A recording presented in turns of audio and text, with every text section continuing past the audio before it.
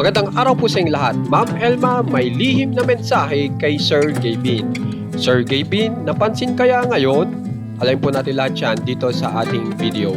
Bali ito nga pong dalawa ay bumaviral nga po dahil sa pag-post po nitong dalawa na kung saan ay sabay po sila nag-post. At yan po ay patungkol po sa kanilang paghihiwalay.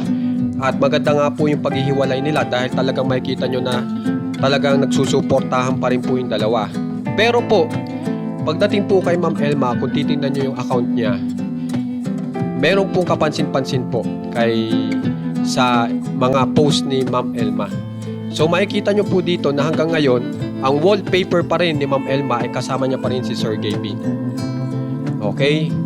At pagkatapos po niyan, pagdating po sa pictured, na kung saan ay, ibig sabihin ng pictured, importante yan, kung saan ay nakapin yan, ay ang nakalagay pa rin po ay anniversary surprise, Ma'am Elma. So makikita nyo po talaga na nandyan pa rin po si Sir Gavin sa account niya. At pag tinignan nyo yung mga picture, ito pa rin ang lumalabas na kung saan ay magkakasama pa rin sina Sir Gavin, Ma'am Elma at Sky. Okay, makikita nyo pa rin po na kung makikita po ito ni Sir Gavin, tiyak ay mararamdaman ni Sir Gavin yung pagmamahal ni Ma'am Elma sa kanya na sobra-sobra.